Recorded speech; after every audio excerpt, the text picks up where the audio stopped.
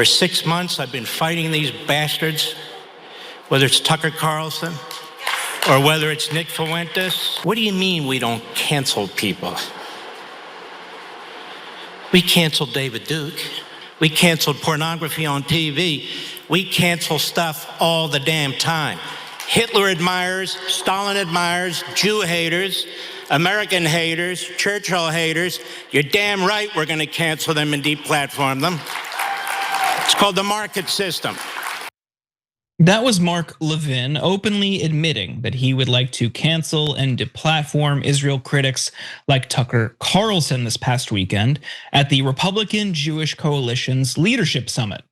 There's more of this ongoing war within the Republican Party, where that came from. But first, Jank, what are your 2 cents here? First of all, I appreciate the confession. We cancel people all the time. And here I am in the middle of doing cancel culture, which makes sense because Israel is the king of cancel culture. But he said we should cancel all Jew haters, whatever that means, and all America haters. So does that mean anyone criticizing America or its government? And does that include under Biden? These are important questions we got to suss out for what Mark Levin means. But as you're going to see here, the real question is, who's going to win this MAGA civil war? Because they're coming for Tucker, and I have a strong opinion on who's going to win. Well, there were many speakers at the RJC summit who slammed Tucker Carlson, Congresswoman Marjorie Taylor Greene, and Congressman Thomas Massie over their criticisms of Israel. Carlson's decision to platform Nick Fuentes also made him a target. In fact, Tucker was such a central theme of the weekend that attendees and even speakers carried these signs that read, "Tucker is not MAGA." Mark Levin harped on that allegation during his speech. Take a look. You don't get to wrap your psychotic, mental, unhinged, Nazi, Klan, jihadist bullshit around American patriotism. You don't get to claim you're MAGA and America first when you're lining up with the Marxists and the Islamists and Hamas and the terrorists. That's not America first. That's sick. Representative Randy Fine also declared that Tucker is not MAGA during his speech, in part because Tucker criticized Trump's decision to bomb Iran. Later in his speech, Mark Levin, who is literally a radio show host, mocked people like Tucker for thinking their podcasts and radio shows could make a difference in the world. Take a look. These aren't powerful people. Seriously? These aren't intelligent people. These are lowlives that have platforms. And I just want the anti-American, anti-Israel, anti-West crowd to understand something. You're going to have to come through me and millions of people just like me, and you're not going to make it.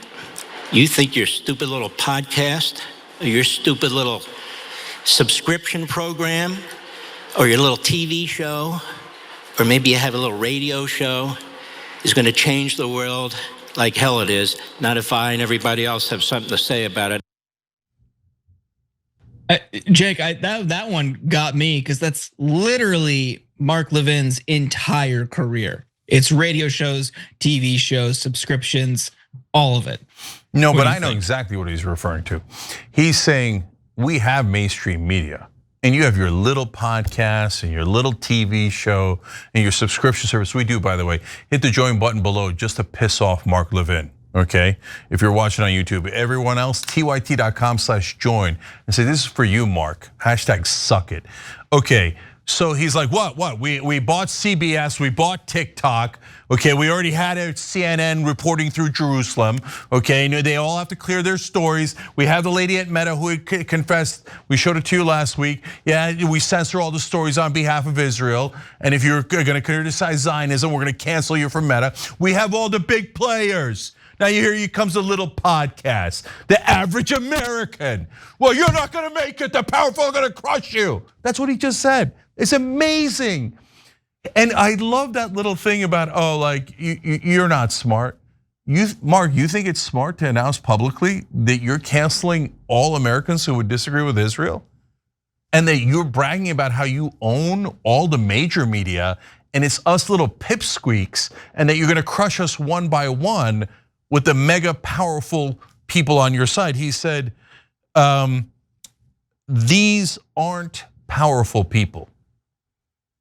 Well, on that one, Mark, you're right. I'm not that powerful. Tucker by himself is not that powerful, or Dylan, or Rogan, or Theo Vaughn, or Andrew Schultz, or Charlemagne, or any of these guys. Dave Smith, Glenn Greenwald. Why, we go on and on. Crystal Ball. No, none of us by ourselves are that powerful. Rando on social media, who's fighting for America first, or any just sanity. American sovereignty. Wouldn't that be amazing for America to be free from sea to shining sea? Yeah, you're right. We're not at all powerful like you and your giant donors and the giant owners of these companies that are pro-Israel. But my guess is United were more powerful than you. And I know uniting is the hardest thing in the world. Why do you think Mark Levin and Daily Wire and all those guys start endless culture wars? To divide you. Why do you think they're constantly doing propaganda against Muslims and honestly about trans people and this? Where did all the trans stuff come from? Daily Wire, okay? So constantly putting out culture war stuff because they know we can't resist. The left and the right can't resist. Then we're at each other's throats and they're laughing their ass off. But now it appears, Jordan, that Mark is not laughing his ass off. All of a sudden, he's a little bit worried about our collective power. And they're starting to worry, oh my God, what if the left and the right unite on behalf of America? Then our Israel first agenda is in trouble. Well, Mark, you're goddamn right it is. And I love that it is. And I'm sick of you and your disgusting friends running our media, running our politics. Yeah, I'm saying it. And it's not Jewish Americans. It's pro-Israel radicals who think, screw this country. This country, I mean, the overwhelming majority of Jewish Americans love this country, love the opportunities, the hopes, the dreams, etc., that America has helped them realize. But a small group of pro-Israel radicals are like, no, everyone has to serve Israel, right? I mean, look at this nonsense garbage he puts out there. These people who are anti-America, anti-Israel, anti-West. No, you made that up. That's a propaganda point. America and Israel are two different countries. They obviously have different agendas, different priorities. And by you putting it in there and putting the West in there, guys, it's such an old trick. You know that, right? Like, oh, you have to give all of your money to Israel. You have to support all their wars. By the way, sometimes you have to fight their wars. And you have to make sure that they could do a genocide. You owe them everything. Why? Because Israel is the West. Israel is America. No, Israel is not America. It's not the West, it's Israel. Any other country saying Turkey's the West, Turkey's America, France is America, France is the West. Like France is the West at least makes a tiny bit of modicum of sense, right? Israel being the West doesn't even make any sense. They're just making crap up. It's called Hasbara. It's propaganda that the Israelis have been doing here, honestly, for decade after decade, and they never got caught with nonsense talking points like Israel is a special ally. Whenever you ask them, what does that mean? Literally, no one has an answer. Judeo-Christian heritage of the Bible and the Schofield thing and the blah blah blah and West Magna Carta. What?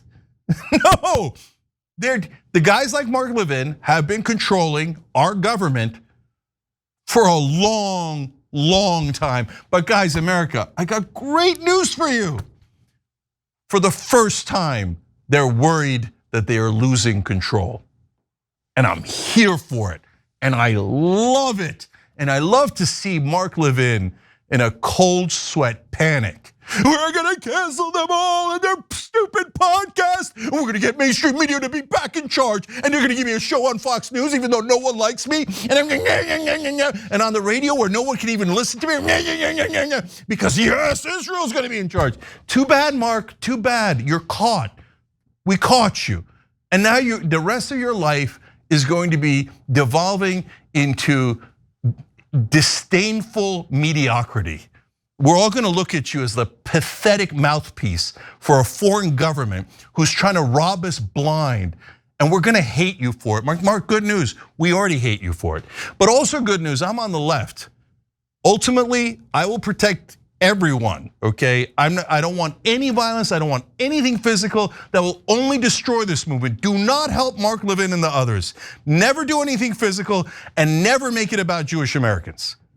But for all the people who say that Israel is the equivalent of America and we need to all serve Israel if we love America, my ass we do. And I got a lot more where that came from, but give me more, Jordan. Yeah, I think what's really happening here is they are threatened. The power centers, the establishment media, the pro-Israel media figures, they are worried about a democratized media landscape. And they can try to control what people watch. They could try to get shows canceled. But at the end of the day, there's going to be viewer backlash. All you're doing is showing that people have no reason to tune in to your show. So it's going to blow up in their face, and I can't wait for it. But one person who doesn't seem to recognize that is Ben Shapiro, who also got in on this campaign to take Tucker down.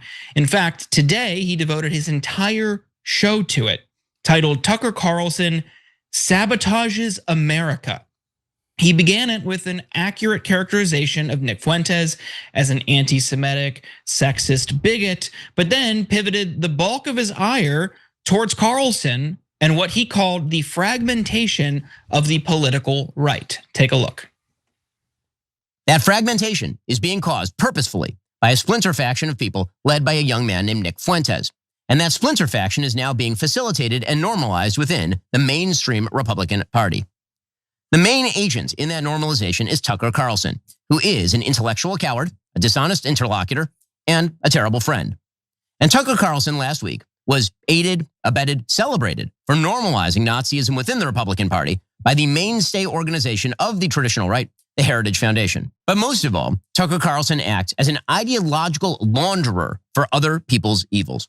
Tucker Carlson says many inflammatory things, always buying back just enough of it to appear as though he's not saying what he's clearly saying. He'll ask a series of wildly obsequious questions to Nick Fuentes. He'll even let Nick Fuentes' support for Joseph Stalin slide. But he will grill Ted Cruz about the population of Iran. You know, I'm curious what you think, Cenk, but you get a little bit more, but some points I think were valid there. But he says his concern that Tucker is ruining the Republican Party by laundering the ideas of hateful, undemocratic people. But he also made it clear that one of his biggest gripes is, unsurprisingly, Tucker and his guests' criticism of Israel. He condemned Tucker Carlson for having Israel critics like economist Jeffrey Sachs on. He falsely characterized guests like Sachs as pro-Hamas. He also said Tucker Carlson has spent more time talking about Jews and Israel since Charlie Kirk's death than about the trans-Tifa ideology that motivated Charlie Kirk's killer. What do you make of what Ben Shapiro had to say in that clip? Yeah, so first of all, fair show in America. So I agree with you. Was Tucker tougher on Ted Cruz? Yeah, he was, okay. So fair is fair, right is right. Second of all, I loved that he destroyed Ted Cruz. But they are all like glossing over the fact that Tucker did make a defense of Jewish Americans and a case against anti-Semitism, and he made a Christian case against anti-Semitism. So you could say, hey, he's winking and nodding. Although it is a strange way to wink and nod by saying all good Christians would not be anti-Semitic. Is that a wink and a nod? That just feels like he just said the right thing. Okay, you could say, all right, but on other parts, he didn't challenge him enough. And all that World War II revisionism drives me crazy, right? So I got no need for that. I got no need for the anti-Semitism, et cetera. And they're counterproductive, I get it. But at the end of the day, okay, let's go to the core issue, because this isn't really about anti-Semitism. That's just a way they get to shut you up about Israel, right? If they, like, are they actually worried about anti-Semitism? I think real Jewish people are, right? And I think that they're told nonstop, the world hates you, the world hates you, they're all about to kill you, they're all about to kill you. Oh, that's it, they hate you, he said that they hate you, right? And I think it's really counterproductive, but I get it. And by the way, they were killed a lot throughout history, so I totally get it, right? But that's not why Tucker is going on the warpath. That's certainly not why we're going on the warpath. Why are people talking about Israel so much? Instead of trans-Tifa or whatever nonsense that Ben Shapiro made up a minute ago, right? Well, first of all, what did I tell you earlier in the show?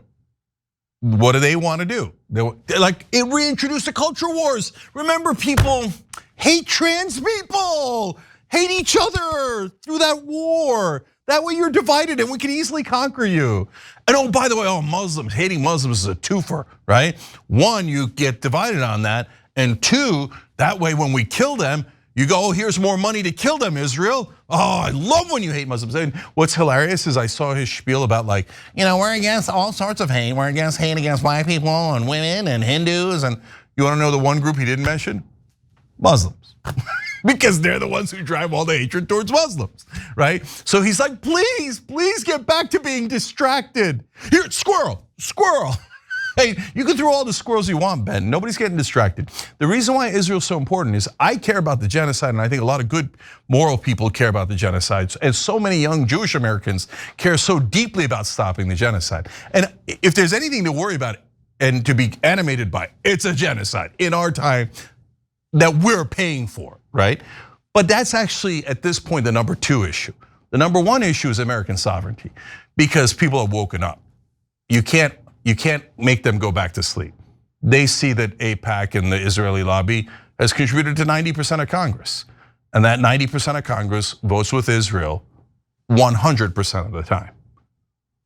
99 Israeli lobby. There's nothing you could do to undo that. We all know it now.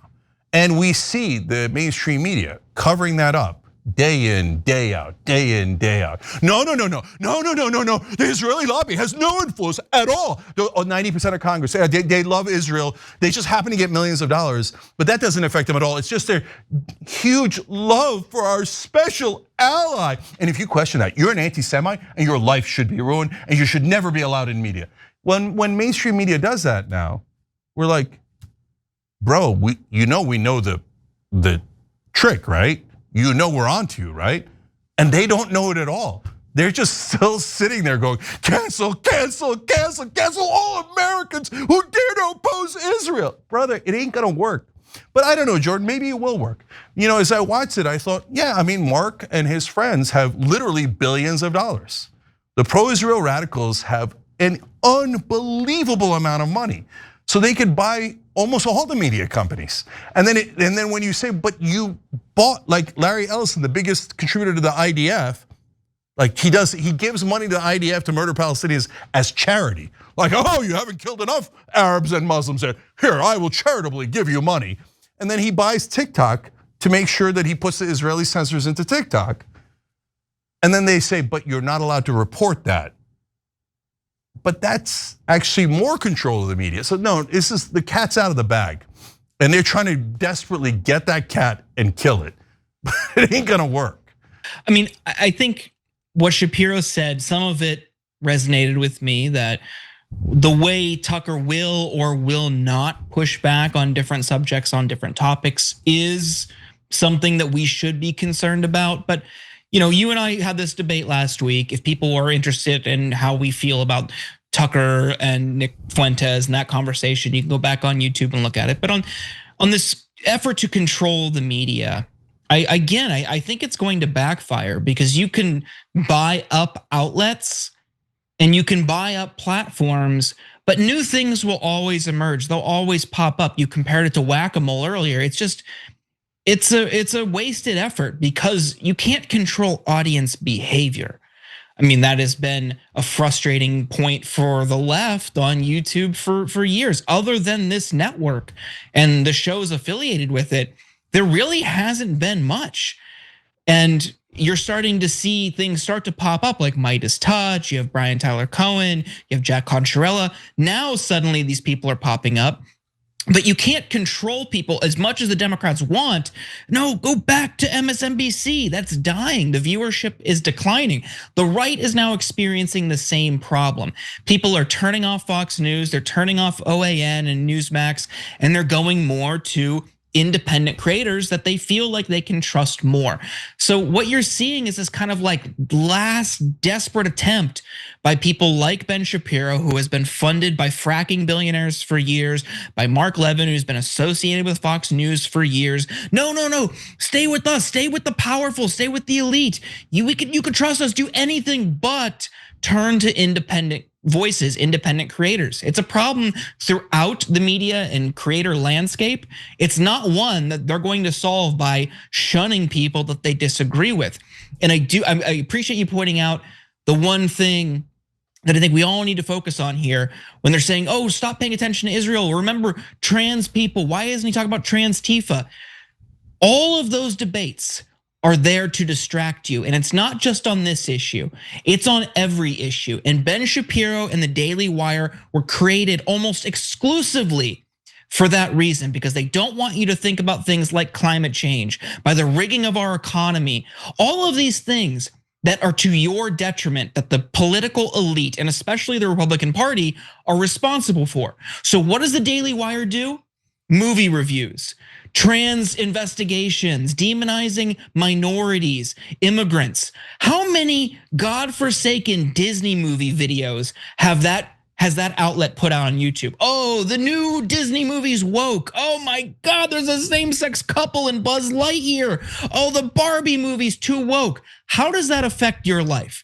How does that affect your ability to pay your bills? And Ben Shapiro, Matt Walsh, all of those freaks on the Daily Wire will never talk about those issues in a way that is positive and impacts you, because they want you to be distracted and be distrustful of media outlets or marginalized communities in this country, because that's what their ultimate role is. Yeah, last couple of things here. We got a poll up on tyt.com. Who is going to win the MAGA civil war? A, Mark Levin and Ben Shapiro. B, Tucker Carlson, okay?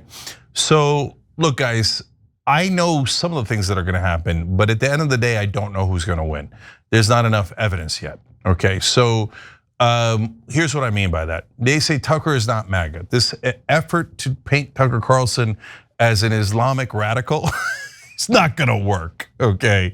The idea that Tucker Carlson's some secret Islamist or terrorist or Marxist is beyond preposterous, and no one's gonna believe that. In fact, they're kind of, again, overplaying their hands. The Hezbollah is so heavy, so over the top, that people are like, really? Tucker's a Marxist? That's your new talking point? Brother, go back to your old talking points. That's because this is getting dumber and dumber as we go, right? So no, I don't think they're gonna be able to cancel Tucker and Candace. And by the way, now, all the independent podcasters, they haven't even gotten to them yet. Wait till they get a load of Tim Dillon, okay? And then they're gonna try to cancel him, and they're gonna try to cancel Megyn Kelly and Charlie. Okay, so, and finally, yeah, but what happens when the elites that Mark Levin is referring to and the establishment with their billions of dollars and almost all of the politicians and almost all of the media come down like a ton of bricks on the rest of us? Well, they're in the middle of doing it now, so we're gonna find out. I don't know who wins at the end, the people or the elites, but this is the actual political, not physical, but this is the actual political civil war to end all other political civil wars of my lifetime. Because this isn't just about MAGA. This is about all of us, right, center, and left versus the elites. Honestly, this is the political war I've been waiting for 23 years while we've been doing the Young Turks. It's about time people realize almost all the politicians are crooks. And it's not just Israel. They serve big pharma, big oil, defense contractors, and every donor that buys our bought, corrupt politicians. Let's all get up, because we're gonna need all of us in order to defeat the Mark Levins of the world, okay? By the way, join the revolution. 8 o'clock Eastern, we're doing a show called The Revolution to teach people left, right, and center, and to do it together. We're crowdsourcing it so we can show you how to get money out of politics. If we're united, we actually do have enough power to win. It's the uniting part that's hard. That's why they're constantly trying to divide us. Every time you ring the bell below, an angel gets his wings. Totally not true, but it does keep you updated on our live shows.